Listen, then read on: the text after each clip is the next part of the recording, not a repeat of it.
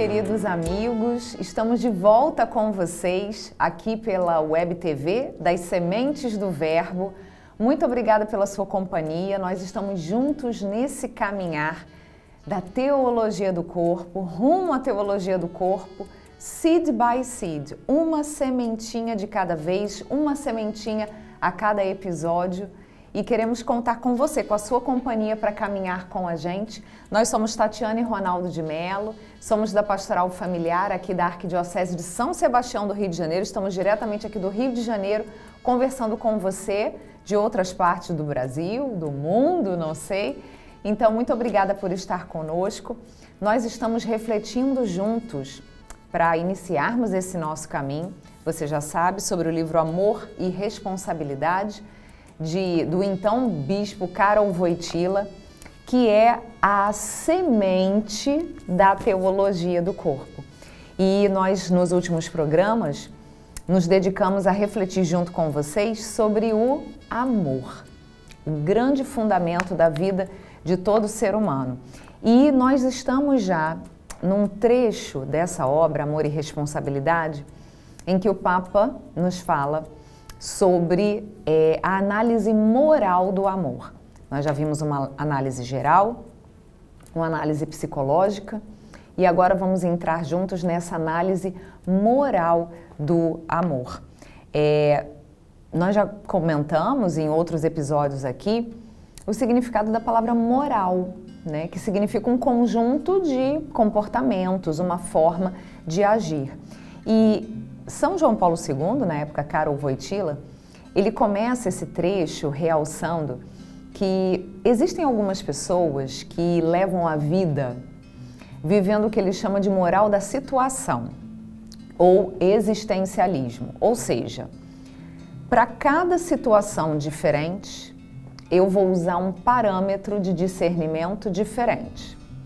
Então, dependendo de cada situação que eu viva, eu vou imprimir um determinado valor, positivo ou negativo. Eu vou julgar aquele momento em vistas unicamente daquela situação específica. E aí ele fala que quando a gente transfere isso para o amor, também eu acabo julgando ou vivendo o amor como se fosse um conjunto de pequenas situações independentes, ou seja, não existe nada assim, nenhum contexto que possa balizar, enquadrar as situações que eu vivo, e ele fala que isso é um grande perigo, né? A gente acaba vendo que o amor fica sem uma referência. Essa é a palavra-chave quando a gente baliza, segue os nossos comportamentos a partir daquilo que eu estou vivendo naquele momento. Então, com isso, a gente pode cair na armadilha de achar que tudo aquilo que é relacionado ao amor é só alegria. Aí talvez você esteja me perguntando, mas como assim, Ronaldo? Tudo aquilo que está relacionado ao amor é sempre alegria, é sempre felicidade. Será? A gente pode fazer uma análise muito simples, muito singela do próprio Jesus Cristo. Olha para a cruz. Você vê alegria na cruz? Você vê felicidade? Você vê alguém que está exultando por estar ali? Você não vê isso. Mas eu te digo que você vê ali a maior demonstração que Deus poderia dar para a humanidade. Então, não necessariamente o amor está ligado a só um sentimento de alegria. A gente tem essa tendência de relacionar tudo aquilo que a gente sente de bom ao amor, porque o amor é bom. Aquilo que Jesus estava fazendo por nós ao morrer na cruz era bom e foi por amor, mas passou pela dor para chegar. E hoje a gente percebe que as pessoas, como a Tatiana iniciou, considerando aquilo que seja bom, aquilo que seja um sentimento e transferindo esse sentimento para o amor só naquelas situações onde seja muito agradável para mim. Muito prazeroso. E como a gente viu na cruz, e é interessante, no livro Amor e Responsabilidade, o Papa fala que quem utiliza, vamos dizer assim, ou quem vive desse jeito, você coloca a vida concreta se sobrepondo à virtude. Ou seja, os fatos que acontecem comigo são mais importantes do que os valores, do que os princípios eternos. E aí ele diz que isso causa uma falsa sensação de liberdade. Por quê? Mais cedo ou mais tarde, a nossa vontade vai se encontrar com alguma norma. E o encontro da nossa vontade com uma norma vai gerar a obrigação. E aí a gente lembra, por exemplo, de Jesus na cruz. Antes de morrer, ele diz: Pai, afasta de mim esse cálice, mas que seja feita a tua vontade. Ou seja, é a vontade de Jesus, afasta de mim esse cálice, se encontrando com a norma, com aquilo que Deus o mandou fazer. Salvar a humanidade, dando a vida e amando até o fim, amando até as últimas consequências. E aí a gente vê que entra a obrigação.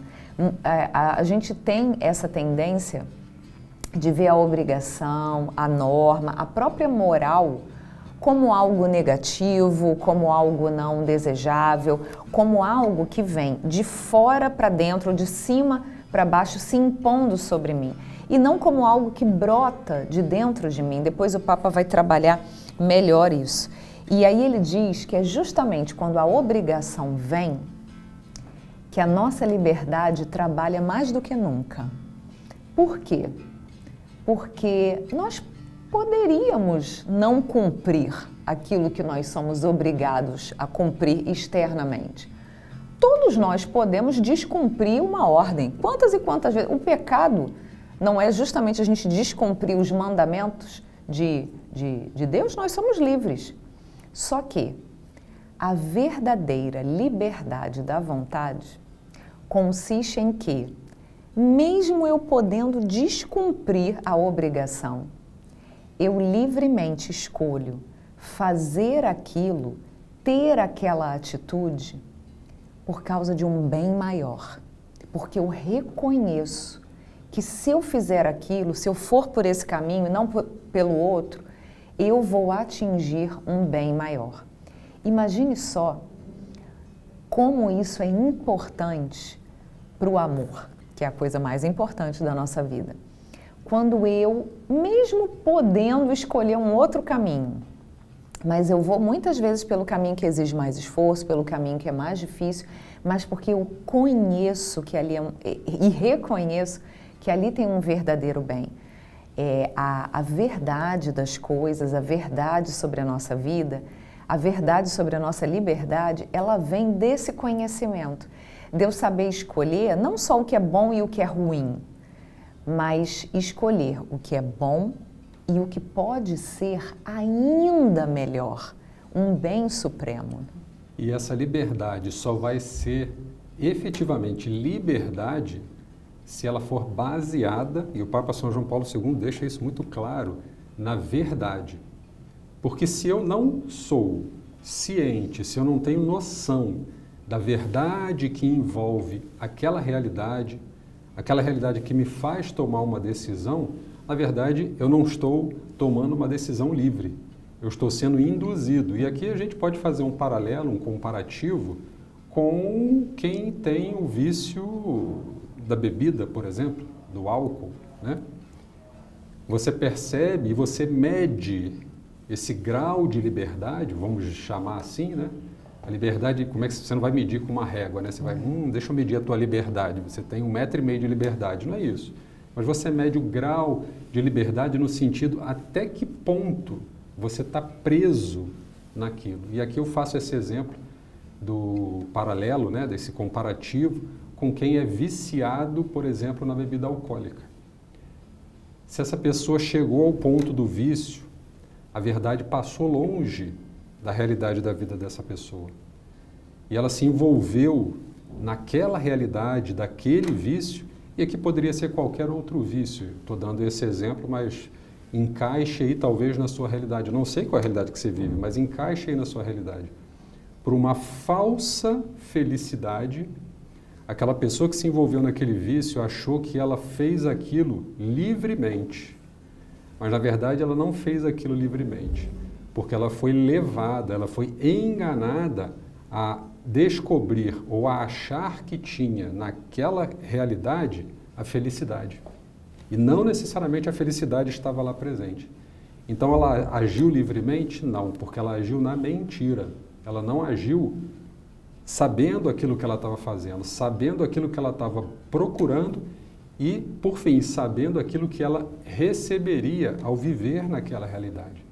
Então, se você efetivamente quer medir o grau da sua liberdade, pense nos seus vícios, pense nos seus pecados. A gente às vezes fala que a gente tem aquele pecado de estimação, né? O que é uma tristeza para nós, enquanto homens e mulheres, dizer que a gente tem um pecado de estimação. Pai e mãe sempre reclamam que os filhos não os obedecem. E nós, enquanto filhos de Deus, temos obedecido ao que o nosso Pai tem nos pedido? Então, ter um pecado de estimação, quando eu ouço isso, eu falo assim, nossa, como precisamos... E eu sou sincero, eu acredito que eu tenho o meu pecado de estimação também. Quem talvez não tenha, né? Mas vocês vejam, se nós ainda temos esses pecados de estimação, é porque ainda somos escravos, ou da nossa concupiscência, ou da nossa gula, ou do nosso egoísmo, ou do... seja lá do que for. Mas não somos verdadeiramente livres, porque se fôssemos verdadeiramente livres, tendo conhecimento daquela verdade, nada nos aprisionaria, principalmente o pecado, que no final das contas foi a grande missão de Jesus quando veio à Terra. Trazer para nós, né, é o segundo Moisés, né, é aquele que dá continuidade à missão de Moisés para trazer para nós o reino de Deus. Se nós efetivamente ouvíssemos aquilo que ele veio nos dizer, o reino do Pai que ele veio proclamar para cada um de nós, nós já estaríamos completamente livres do pecado. E nós talvez estejamos um passo à frente, porque a verdade nos é revelada. A verdade nos é revelada na Sagrada Eucaristia, a verdade nos é revelada na Palavra de Deus, a verdade nos é revelada pela doutrina que a Igreja nos ensina, a verdade nos é revelada pelas pregações, pelas santas missas, e ainda assim a gente escolhe ir para o caminho que leva ao pecado, ir para o caminho que leva para o vício. Então, nós já temos talvez o acesso à verdade, mas deixamos nos escravizar porque não vivemos efetivamente a liberdade de conhecedores da verdade. Mas a verdade está lá, ela não muda. O próprio Jesus, nesse exemplo que a Tatiana deu, concretiza muito bem isso. Jesus sabia qual era a verdade. Ele sabia as consequências de ter assumido a cruz. Ele sabia o que viria pela frente. E humanamente, ele disse, Senhor, afasta de mim esse cálice. Mas conhecedor da verdade, ele sabia que, sendo cumprido na verdade a palavra de Deus, a sua liberdade seria plena e na sua plena liberdade o reino de Deus aconteceria. Mas o diabo é o pai da mentira, desde o princípio é um mentiroso, semeia a mentira, quer nos acorrentar, quer nos aprisionar. Então, a cada dia, realmente, é uma luta que a gente trava. Estamos verdadeiramente numa luta, numa batalha espiritual, como São Paulo falou.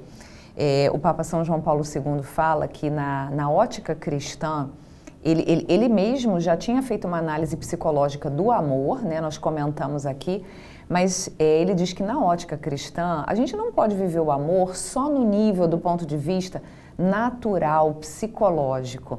Mas é preciso que a gente dê um passo além, até pela nossa própria natureza espiritual, e que a gente viva o amor como uma virtude. Isso nós aprendemos, né? A fé, a esperança e a caridade, que é o amor, é uma virtude infusa por Deus, né? Se a gente tivesse essa noção de que não podemos viver um amor baseado nos sentimentos, a gente viu em alguns encontros atrás, né? Chega a me arrepiar quando eu lembro desse trecho do Papa São João Paulo II. A própria nossa própria natureza nos leva a viver esse amor que é sobrenatural. Exatamente, né? Porque nós somos corpo, mente e espírito, e tudo integrado. E ele diz que só o amor, enquanto esse dom sobrenatural, essa virtude divina, é que pode verdadeiramente nos integrar a nós, enquanto pessoa internamente, e favorecer com que a gente faça comunhão com os outros. Afinal de contas, o amor é isso, né? Deus me ama, Ele que é a fonte do amor, infunde em mim esse amor, não só no nível psicológico, mas esse amor como uma virtude, como um ideal, um bem a ser perseguido, e não só como algo interior, mas algo exterior também, algo enraizado na minha natureza humana. Ou seja, o amor não é só para eu viver egoisticamente dentro de mim, interiorzinho, não. É para eu colocar, é para eu externalizar e viver esse amor com os outros. O amor, como o próprio nome diz, é doação. Então, se é algo que fica para dentro, lembra que a gente falou do dom de si também, alguns encontros atrás? O dom de si é sempre para fora. Eu não faço o dom de mim mesmo para mim. Eu me faço o dom para o outro. O amor é para fora. E se eu vivo esse amor, se eu tenho a liberdade de escolher esse amor e não o vivo a partir da minha essência, da minha natureza material e espiritual, eu não estou vivendo o verdadeiro amor, porque eu passo a agir como um animal. Só por instinto. Instintivamente, exatamente. Só na parte física, né, que é a parte somática. E o que muitas vezes, quando a gente começou hoje esse nosso encontro, a Tatiana salientou muito. Quando as pessoas colocam e transferem para esse relacionamento, para essa sua vida, para esse seu vício, só a parte material, só o sentimento, como se eu agora estou sentindo frio, depois eu estou sentindo calor, agora eu estou sentindo fome, depois eu estou sentindo sede. É só colocar no amor, que tem a natureza natural e sobrenatural, coisas materiais. E o amor não é isso. Isso faz parte do amor. A gente deu aqueles exemplos, né? De quando a gente um está chegando em casa, que ouve o outro, que vê o outro, né? O coração bate mais rápido, né? Você fica ansioso, faz alegre. Parte do amor. Então as reações físicas, as reações materiais fazem parte do amor, mas não são a essência do amor. E aí a gente percebe o verdadeiro valor da pessoa quando a gente vê que o amor está sendo vivido, está sendo amado, olhando para uma pessoa e vendo nela, enxergando nela toda a sua completude material e espiritual. E é exatamente isso que São João Paulo II vai falar. Ele vai começar a trazer agora, e aí a gente vai compartilhar com vocês, alguns valores bem concretos, bem externos, bem práticos do amor enquanto uma virtude, ou seja, aquele amor perfeito que vai nos integrar e vai possibilitar com que a gente possa verdadeiramente amar e se doar para os outros. Ele vai trazer alguns elementos visíveis, concretos do amor. Primeiro elemento é justamente isso que o Ronaldo começou já a apontar, a falar, o valor da pessoa. Então, olhar e enxergar o outro como alguém que tem valor. Independentemente da sua aparência, do que a pessoa tenha vivido, enfim, cada ser humano, pelo fato de ser pessoa, não merece menos do que o amor. O Papa compara, é interessante, o mandamento do amor com a norma personalista que a gente já tinha comentado com vocês aqui antes, né? Ou seja, que o ser humano não merece nada menos do que o amor. Todo ser humano só merece ser amado por causa daquele abismo imenso que existe entre as pessoas e as coisas. Então, nós somos muito mais superiores do que todas as coisas. E aí o Papa lembra que os homens e as mulheres, o masculino e o feminino, eles têm o que ele chama de valor sexual. Ou seja, o homem se sente atraído pela mulher pelo fato dela ser mulher. Então, a mulher, ela tem um conjunto de características que vai atrair o homem. É o que o Papa São João Paulo II chama dos valores sexuais. O homem tem características que lhe são próprias. É claro que existem as diferenças individuais, mas nós temos as nossas características próprias do masculino e do feminino. Então, o masculino chama a atenção de uma mulher. Só que acima desses valores, existe o valor da pessoa. Então, não amar só porque eu sou homem ou mulher, mas amar porque eu sou uma pessoa. Então, esse valor intrínseco, inalienável da pessoa, ou seja, não posso alienar, não pode né? ser vendido, Exatamente, não não pode ser vendido, trocado, transacionado, substituído por nada. Esse valor, ele precisa estar acima para o outro. O Papa diz, somente quando for orientado para a pessoa, e não só uma excitação dos sentidos, um sentimento, só assim o amor é verdadeiramente amor.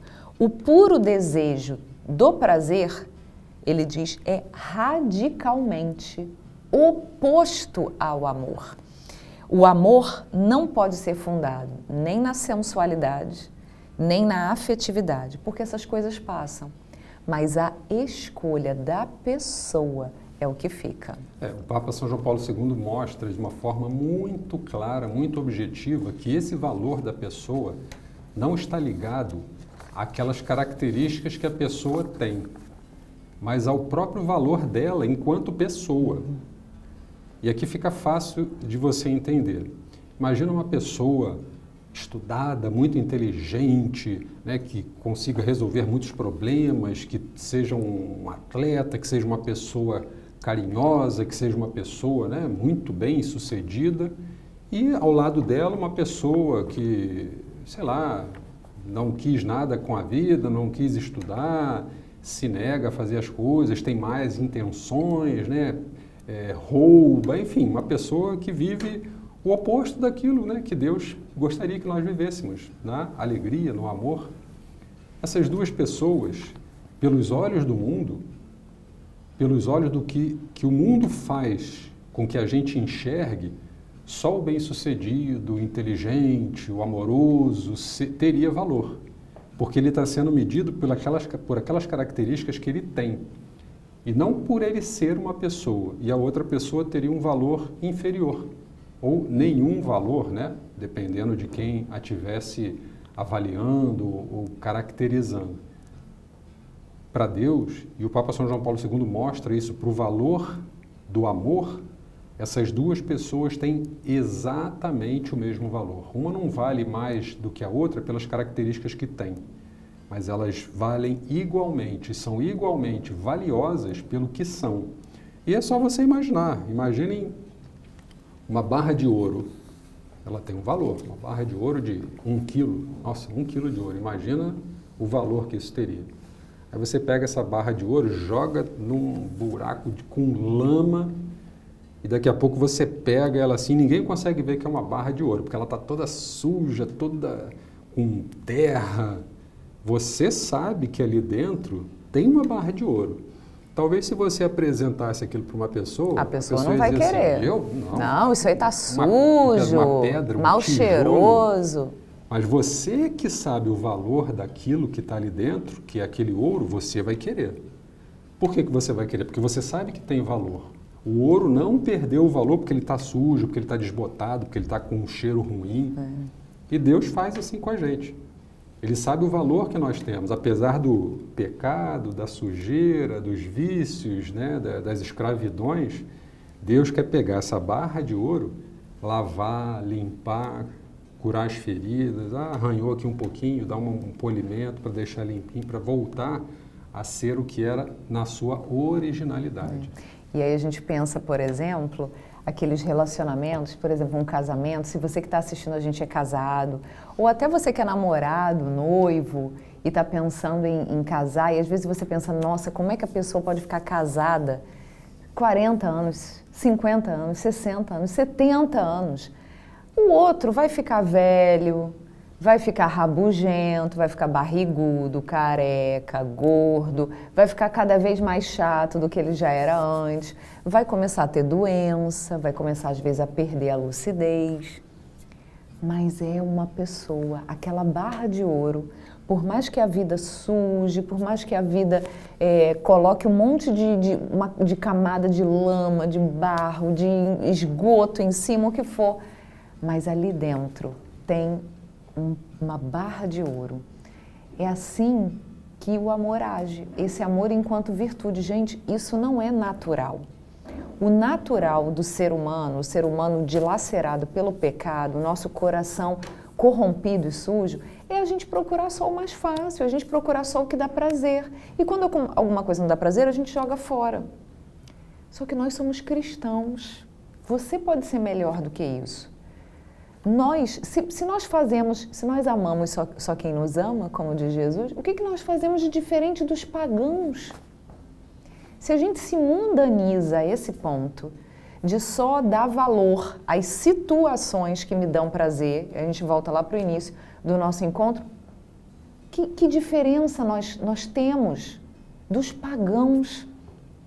Na ótica cristã, o amor precisa ser vivido como uma virtude concreta, traduzida na minha vida, no meu dia a dia. Anota então, não é a irmã Maria Sara que fala isso? Anota! Então anota aí, no seu caderninho ou no seu coração, primeiro elemento concreto do amor enquanto virtude, a afirmação do valor da pessoa. Até porque quem está nos assistindo, quem está nos acompanhando, já pode ter sido vítima de uma desvalorização, porque você, comparada com a outra pessoa, era tida como menos importante, né? Não, poxa, quem sou eu perto do fulano? Quem sou eu perto da ciclana?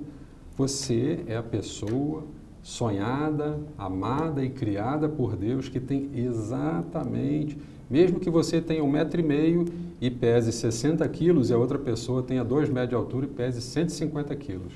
Mas não, ele tem mais massa, né? Ele vale mais, ele vale exatamente a mesma coisa. Inclusive, eu lembrei agora, na minha época de grupo jovem, que eu não vou dizer em que ano foi, para não entregar a idade, né? Se propôs uma experiência onde o corpo de Cristo, presente na hóstia consagrada, era partido, primeiro estava a partícula inteira, depois partia-se no meio e pesava, tinha um peso. Pegava aquela metade, se partia no meio e se pesava. Tinha exatamente o mesmo peso.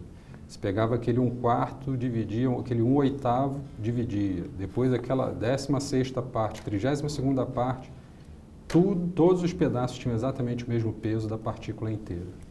O próprio Jesus se faz presente por inteiro na Sagrada Comunhão.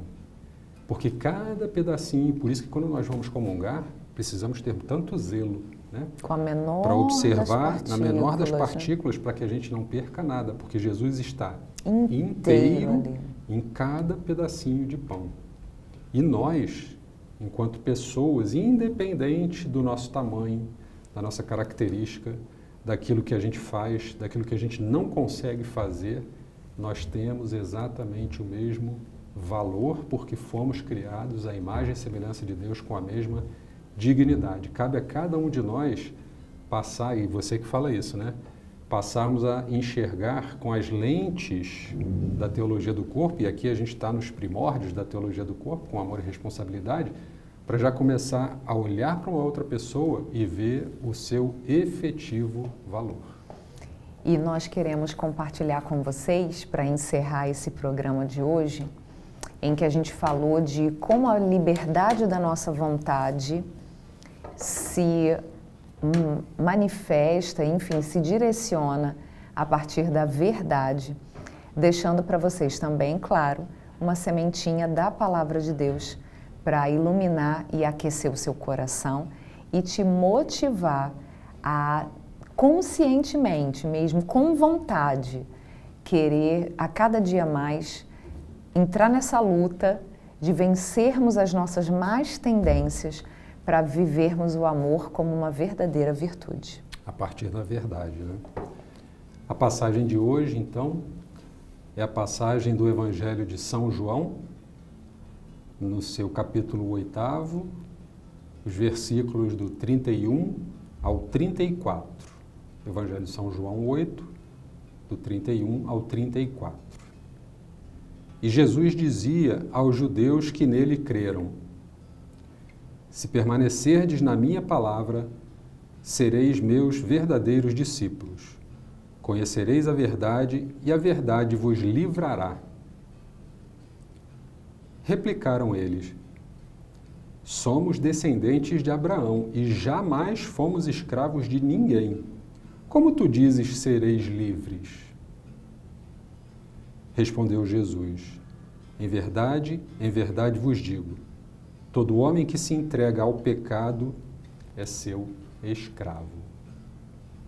Palavra da salvação. Glória a vós, Senhor. Então Jesus vem mostrar para a gente, nessa simples passagem, nessa discussão com aqueles que se diziam filhos, vocês vejam como a gente acabou de meditar? Eu sou filho de fulano, eu sou filho de ciclano, eu tenho valor porque alguém antes de mim fez isso, fez aquilo e eu sou filho dele, né? Se fosse por isso, a gente poderia dizer também que somos filhos de Deus, né? E não tem cargo maior do que isso. Né? Não tem carteirada maior do que essa. Só que o grande detalhe é que nós somos esses filhos de Deus. E Jesus vem mostrar para a gente que quando a gente não está na verdade, nos tornamos verdadeiramente escravos. E essa escravidão leva para uma vida completamente e cada vez mais distante da presença dele. Que nós possamos, então, hoje, conversar com Deus no silêncio do nosso coração e nos decidirmos verdadeiramente a buscarmos, conhecermos cada vez mais a verdade, para que essa verdade nos liberte, liberte a nossa vontade, liberte o amor falso, esse amor que nos escraviza, que é um falso amor, que nos liberte para o verdadeiro amor. Nós queremos agradecer a sua presença, a sua companhia conosco e no próximo episódio acompanhe junto com a gente, porque a gente vai mostrar as outras características, os outros elementos visíveis de como a gente pode viver o amor como uma virtude sobrenatural na nossa vida cotidiana, no nosso dia a dia. É uma sementinha de cada vez. No próximo episódio tem mais. Até lá!